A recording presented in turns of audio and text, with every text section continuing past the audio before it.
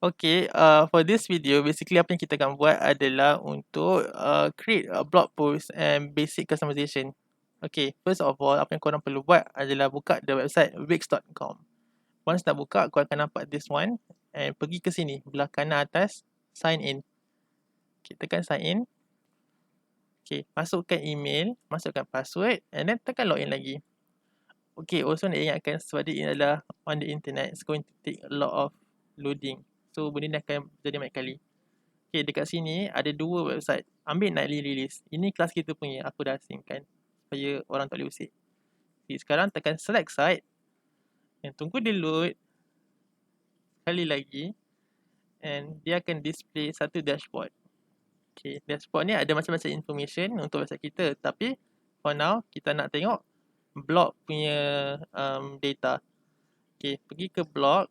Kat sebelah kiri sini.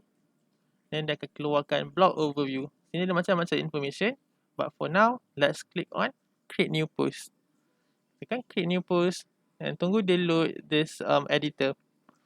Okay, dalam editor ni ada all the basic editing tools macam bold, italic, bla bla bla semua. So what we're going to do is, of course, aku punya essay on my clipboard, so aku nak paste.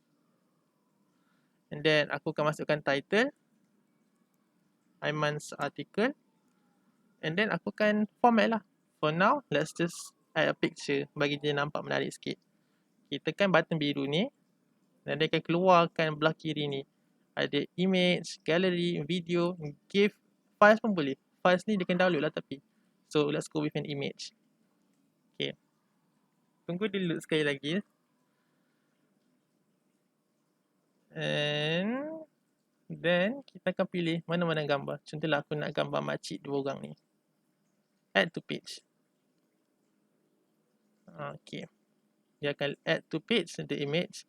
Kat atas ni ada a bit of selection lah. Korang boleh buat apa. Korang nak letak gambar ni kat belah kiri ni ke, macam ni rupa dia, belah kanan ke, tengah-tengah ke, nak bagi dia besar lagi ke, kecil sikit ke, nanti kita cancel lagi. So once kita dah settlekan our formatting, let's assume aku dah set dah, kita akan pergi ke settings. Dekat settings ni ada dua information yang penting yang perlu kita perhatikan. Satu adalah display cover. Ini yang apa akan orang dekat feed nampak. And secondly is the author. Author ni adalah kita lah penulis. Defaultnya adalah EIC 554 World Culture. But let's say lah aku bukan Aiman, aku bukan EIC 554. Aku Mimi. So add a new author. Nanti kan keluarkan dialog ni. Masuklah nama Mimi Shazin. Title ni pun boleh masuk. Lepas tu letakkan gambar. Pilihlah gambar mana-mana kita rasa sesuai. Okay, kita ambil gambar ni. Kita add to page. Nanti dia akan jadi profile picture kita. So dah siap all this information. Kita tekan add. Tunggu dia load lagi sekali. Okay, once dah siap, kita dah boleh publish. So kita tekanlah publish. Once dia dah siap publish, jangan cakap great, post publish. So kita boleh view dekat sini, button view. So let's view our post.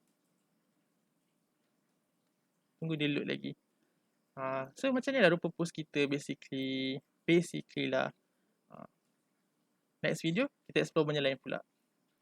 Why is it spicy? Bodoh.